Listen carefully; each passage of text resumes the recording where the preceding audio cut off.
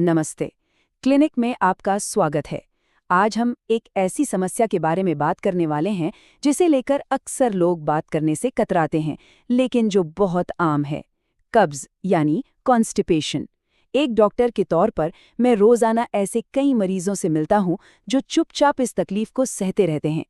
आज के इस विश्लेषण में हम सीधे मेडिकल साइंस पर बात करेंगे और समझेंगे कि इस स्थिति में आपका शरीर असल में आपसे क्या कहने की कोशिश कर रहा है। घबराइए नहीं, हम इसे मिलकर समझेंगे। तो आज हम किन चीज़ों पर गौर करेंगे? बहुत ही आसान शब्दों में हम देखेंगे कि कब्ज़ कितने प्रकार की होती है, इसके मुख्य लक्षण क्या हैं जो आपको अलर्ट कर सकते हैं, इसके पीछे के असली कारण क्या हैं, आप घर पर या दवाइयों से इसका इलाज और बचाव कैसे कर सकते हैं, और सबसे ज़रूरी बात, वो कौन सा वक्त है जब आपको बिना देरी किए डॉक्टर के पास जाना चाहिए। आइए सबसे पहले भाग 1 से शुरू करते हैं, जहां हम कब्ज के प्रकार और इसके निदान को समझेंगे। आपको पता है, हर तरह की कब्ज एक जैसी बिल्कुल नहीं होती। कभी कभी ये सिर्फ अक्यूट होती है, यानी कुछ दिनों के लिए। जैसे मान लीजिए आप कहीं सफर पर गए हैं या आपका खान पान अचानक बदल गया है।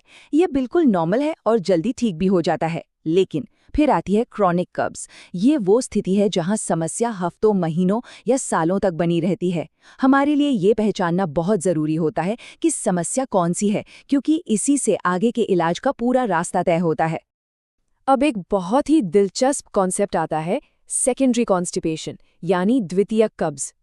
कई बार क्या होता है कि आपके पाचन तंत्र या पेट में कोई खराबी होती ही नहीं है, बल्कि कब्ज किसी और बाहरी कारण का सिर्फ एक साइड इफेक्ट होती है। ये थायराइड जैसी किसी बीमारी, आपकी लाइफस्टाइल या फिर किसी दूसरी दवा के असर की वजह से हो सकती है।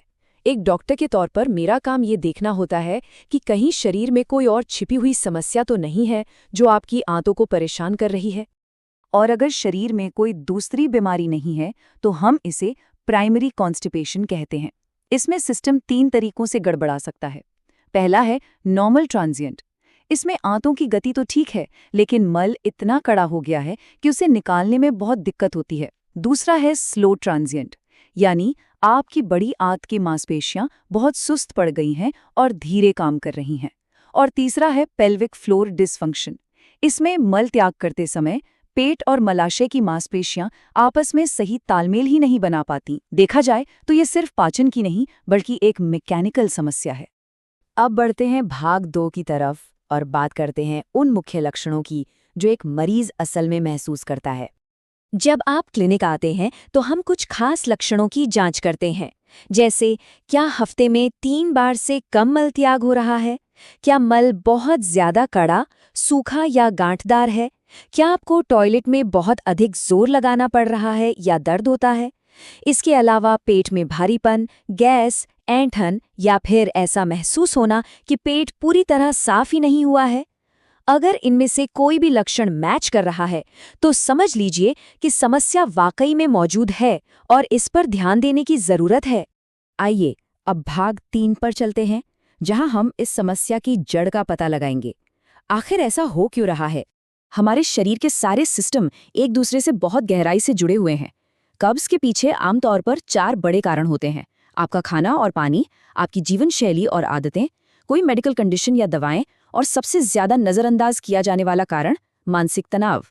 अमूमन ये कोई एक चीज नहीं होती, बल्कि इन सब का एक कॉम्बिनेशन होता है जो आपके सिस्टम का पूरा बैलेंस बिगाड़ देता है।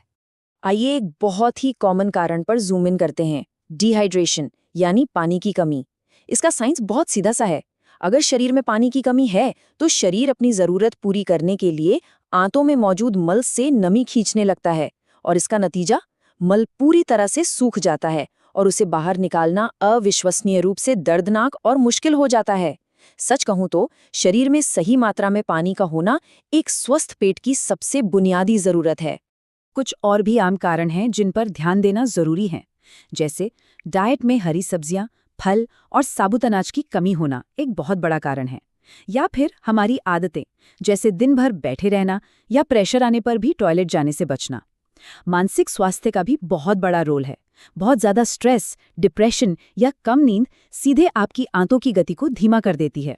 इसके अलावा कुछ दवाएं जैसे पेन किलर, आयरन सप्लीमेंट्स या एंटी डिप्रेसेंट भी अक्सर कब्ज पैदा करते हैं। और हाँ, थायराइड या डायबिटीज जैसी बीमारियां भी इसके पीछे छिपी हो सकती हैं। तो समस्या समझ ली, अब चलते हैं भाग 4 की ओर, इलाज और बचाव की योजना। घबराने की कोई बात नहीं है। इसका इलाज एक सही दिनचर्या से बहुत आसानी से शुरू होता है। स्टेप 1, अपने खाने में ओट्स, पपीता और हरी सब्जियों को शामिल करें। स्टेप 2, दिन भर में 8 से 10 ग्लास यानी लगभग 2.5 से 3 लीटर पानी जरूर पिएं। स्टेप 3, रोजाना सिर्फ 20 से 30 मिनट की वॉक या योग करें, इससे आंतों में मूवमेंट बढ़ती है। और स्टेप 4, एक रूटीन बनाएं। अगर आप वेस्टर्न कमोड इस्तेमाल करते हैं तो पैरों के नीचे एक छोटा सा स्टूल रख लें। इससे आपके घुटने कूल्हों से ऊपर रहते हैं और एनाटॉमी के हिसाब से मल त्याग करना काफी आसान हो जाता है। इलाज की शुरुआत हम हमेशा हल्के और सुरक्षित तरीकों से करते हैं। कुछ बहुत ही कारगर घरेलू उपाय हैं, जैसे रात को गर्म दूध में थोड़ा त्रिफला या इसबगोल की भूसी लेना, या सुबह खाली पेट भीगे हुए मुनक्के या अंजीर अच्छे से चबाकर खाना। अक्सर इनसे बात बन जाती है, लेकिन अगर ये काम नहीं करते तो फिर हम मेडिकल ट्रीटमेंट की तरफ बढ़ते हैं, जहां हम ऑस्मोटिक लैक्सेटिव्स या कुछ खास सिरप की मदद लेते हैं जो सुरक्षित रूप से मल को ढीला करते हैं। हमेशा पहले घरेलू उपायों से शुरुआत करें। यहाँ एक बहुत ही जरूरी क्लिनिकल चेतावनी है जिसे आपको बिल्कुल भी नजरअंदाज नहीं करना चाहिए। कभी भी बिना डॉक्टर की सलाह के लंबे समय तक पेट साफ करने वाली दवाइयाँ यानी जुलाब न लें। ये एक बहुत बड़ी गलती है जो कई लोग करते हैं। लंबे समय तक इनका इस्तेमाल करने से आपकी आंतें आलसी और कमजोर हो सकती हैं और आपकी समस्या पहले से भी ज्यादा बिगड़ सकती है। कोई भी दवा लंबे समय तक लेने से पहले सलाह लेना बहुत जरूरी है। आखिरी और सबसे अहम हिस्सा, भाग 5, वो कौन सा वक्त है जब आपको तुरंत डॉक्टर के पास जाना चाहिए। मेडिकल भाषा में हम इन्हें रेड फ्लैग्स या खतरे की घंटियां कहते हैं। अगर आपको मल में खून दिखाई दे, पेट में ऐसा दर्द हो जो बर्दाश्त ना हो रहा हो, आपका वजन अचानक बिना किसी वजह के कम होने लगे, या फिर कब्ज लगातार 3 हफ्ते से बनी हुई है और लाइफस्टाइल बदलने पर भी ठीक नहीं हो रही है, तो आपको बिल्कुल इंतजार नहीं करना है। ऐसे में सीधे गैस्ट्रोएंटेरोलॉजिस्ट यानी पेट रोग विशेषज्ञ से तुरंत मिले। आज के इस क्लिनिकल विश्लेषण में हमने कई जरूरी बातें सीखी। याद रखिए, सच्चा स्वास्थ्य हमेशा आपके पाचन तंत्र से ही शुरू होता है। तो खुद से एक सवाल पूछिए, अपने गट हेल्थ को गंभीरता से लेने और सही कदम उठाने का आपका सही समय कब है? इस परेशानी को अपनी सामान्य जिंदगी की आदत मत बनने दीजिए। शरीर के इशारों को समझिए, सही रूटीन अपनाइए और जरूरत पड़े तो हमारी यानी डॉक्टर्स की मदद लीजिए। अपना ख्याल रखिए।